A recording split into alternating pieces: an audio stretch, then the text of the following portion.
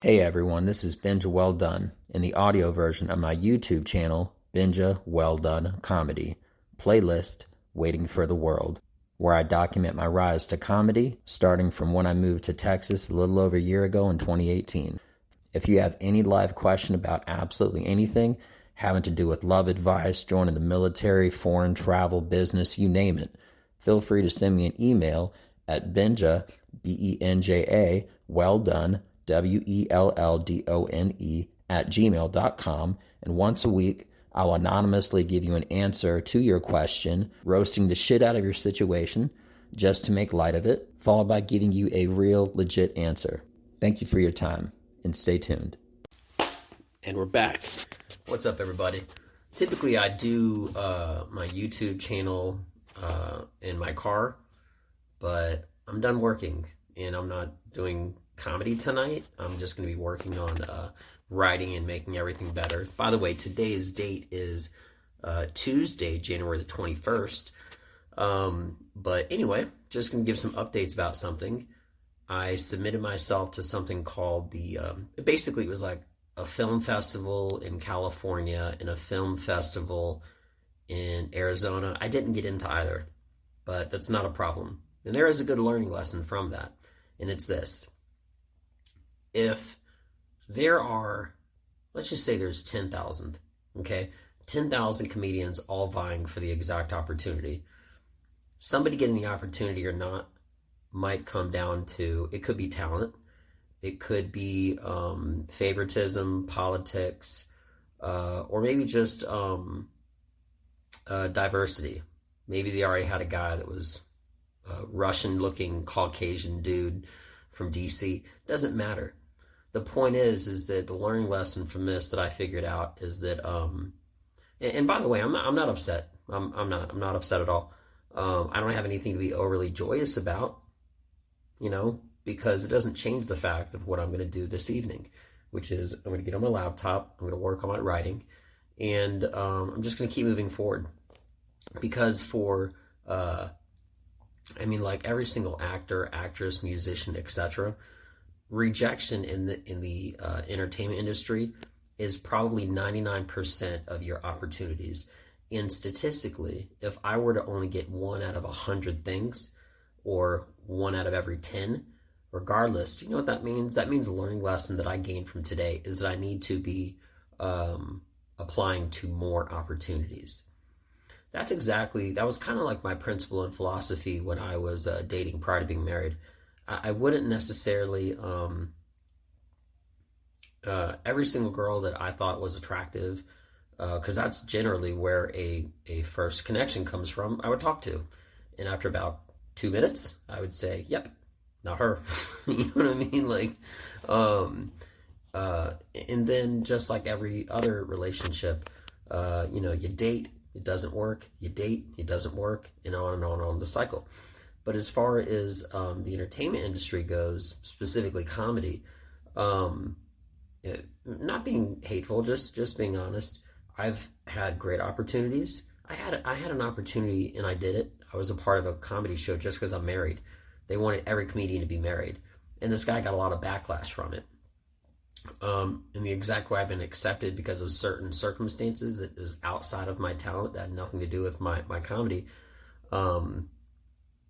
I've also been excluded from opportunities due to my race or due to my sex or something like that.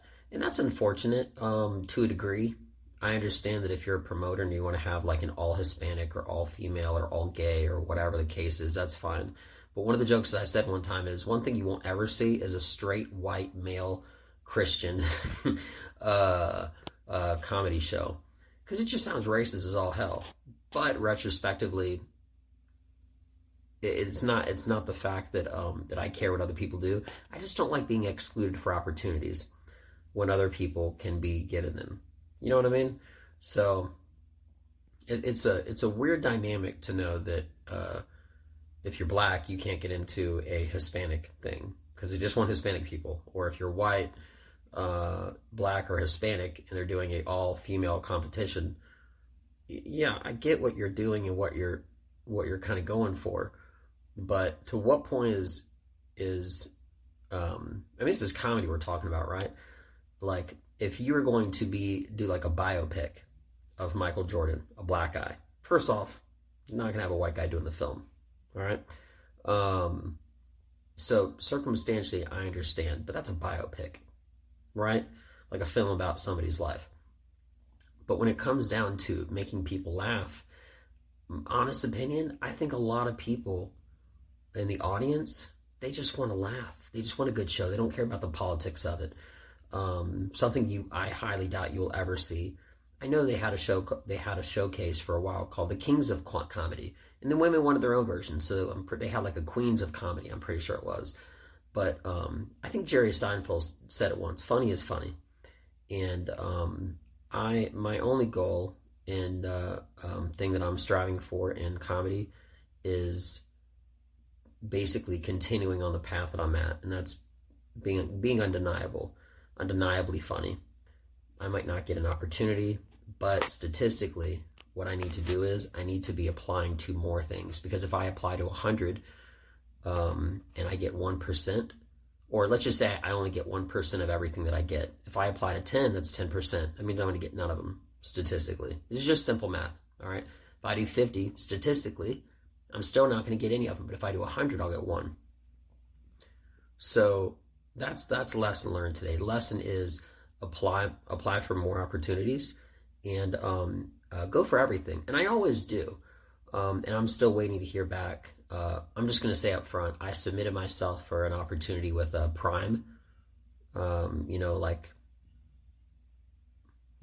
online company. Prime has a television show called Laughed After Dark. But again, between Hollywood and demographics and stuff like that, it's not an excuse and it's not a cop-out. But they're always, just like everything in life, there are certain things, maybe even for a job opportunity or whatever the case is, outside of the entertainment industry, on the streets, it's called a hookup. You know what I mean? It's like there may be a vacancy announcement for a job, but they already know who they want, and that happens constantly. But what I'm getting at is I have to apply to more and just continue to work on myself and following my path, which is undeniably funny. And that's it. I mentioned earlier that I think it's possible to live a life and want 100 things and get 10, to want 1,000 things and get 100. But you're not going to get all of them. But I'm living my life. And I'm living my life just to get one. Just one thing. And because it's just one, it's more than a belief. I know it's attainable. And I will get it, and I'm working towards it. So this channel is a way of documenting. I wouldn't necessarily call it the failures, but the shortcomings. You could say it's semantics, but honestly, me not getting in an opportunity because of whatever reason, it's not a failed attempt, okay? It's just an attempt that didn't work out. So, I'm still going to be carrying on with my evening. But I literally just got, it was funny, I got 2 back-to-back rejection emails for 2 different competitions, festivals. And I said, okay, well, I haven't been applying to as much lately. This is a good lesson learned, and I want to share it. So that's what I'm doing. That's all I got. And like I said, I'm not upset. I just have to work more and apply to more. That is the biggest key lesson, and I'm really going to start doing that from now on. Situationally, because my Facebook got hacked, I don't really know what opportunity is going on now. And long story short, Facebook is even blocking my email to create an account. I don't want to make another email address. So they basically said that starting January the 26th, the end of the 25th, which means the 26th, the start of the 26th, I can create another Facebook account. What happened is that my wife found out that somebody actually created a fake account with my pictures and information and stuff. And she reported that fake account, and Facebook messed up, and they blocked and removed my account. And they left the fake one up. So since then, I managed to get the fake one down, but they haven't given me access back to mine. And every time I've tried, it's just coming. There's no 1-800 phone number. There's no customer service. There's no help. There's no anybody. I've emailed 20 times. I try to find like a phone number. It's not out there. They don't do that. So until the 26th, the most opportunities I'm aware of are disseminated out on Facebook. But again, I'm just going to keep applying to everything, and everything that I get, I'm going to do 110%, and I'm going to continue doing comedy in the streets. I'm going to be able to get more recognition and sell more tickets and be able to do more stuff by getting a different crowd instead of regulars at a local bar doing open mics and stuff like that. So, not being arrogant or anything, it really is a brilliant idea to go to random different places and do stand-up comedy when I see a crowd of people, or even my prime spot that I've been going to is bus stations. And the reason why is because it's a set place that they are not moving and they will be there. Plus, I will have a different group of people once they leave, and I can sharpen up material more and more and more and more. So, I'm in the editing phase, really, so to speak, of my creation process of coming up with new material. I already have it down. I just gotta like kind of sharpen it and fine tune it, and then just rehearse it until I have it at my will, so I can just flow, you know. So that's it. That's all I got. I just wanted to share that with everybody, and I always appreciate everybody's time. Check me out on Instagram, Benja Welldone, Benja Welldone, Welldone. And if you want to continue to follow my path and check out what I'm doing, definitely subscribe, watch my videos, and you'll see the progress being made. Progress is already being made in a lot of different avenues, but it's not bad mentioning things that I didn't get, since it's already passed. In the equal way, if I did get it, I would also tell you that as well. So, yeah, I'm going to find more opportunities. The thing about, just one thing, a lot of these like contests, contests too. Everybody across America, okay, is applying for them. And there's more, statistically, just because of the amount of people that could be going to a show, or that might know them, or because of favoritism, or maybe if you were hosting a show, they want everybody to look a little bit different. You might not get in just for diversity reasons. As a matter of fact, I actually entered into a competition called NBC Stand Up. And in parentheses, in very fine print, come to find out after the fact, it's called Stand Up for Diversity, because they were only looking for gay, lesbian, minority, just special needs, comedy, or whatever. If you were black, you were fine. You could enter the competition. But me, when I showed up, they thought that I was going to have some sort of a special need or something, or whatever. And my first joke that I came out with made the whole audience laugh, but I wasn't able to pass because I don't have a disability, or really just something like that. I'm not a minority or something like that. So I met my goal as far as making everybody laugh. It was a lot of fun. But they were I was the only white straight male there. And when I got there, I just noticed it looked like it was a very like diverse crowd. I mean, and I don't mean as far as colors go. Like half of them were gay, half of them were, it was just all over the place. Like there was some special needs people doing comedy, and a lot of those people advanced, but it wasn't based off them being funny. It's just because they were being different, and that's fine. That's fine, But I'm not trying to be undeniably different. I mean, to a degree, but not in that kind of way. You know what I mean?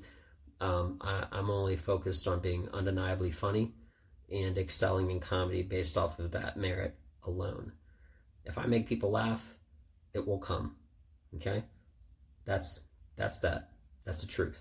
So let's check myself out for a minute.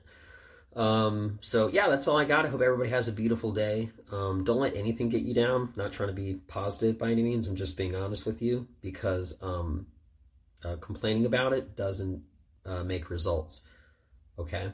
but this is important to me that I document all this. So that's what I'm doing. And as the videos progress, you will continue to see me progress. If you want to watch me progress, look at my first video that I made a little over a year ago when I was still living in an apartment, and when I just moved to Texas from Dallas to pursue this, which is all I've ever wanted. This is all I want. That's it. And I also, on a separate list on the YouTube channel where it says stand-up, you can actually watch my first stand-up that I did on an actual stage. Actually, I take that back. There was one like 4 years before that, and it was this contest. I've been doing a lot of comedy like in the streets and stuff, and I wanted to enter a contest, but the guy, it was based off of crowd participation, and I did the best, hands down, no lie. But the guy brought his whole fraternity there, and this was in like Baltimore, Maryland. So he advanced and he won that night. So again, no complaint. I can only focus on myself, but that's just the reality of what happened. It was based off of crowd participation, who advances and who goes next. You know, whenever I do a contest at this point, I'm not really trying to win anything.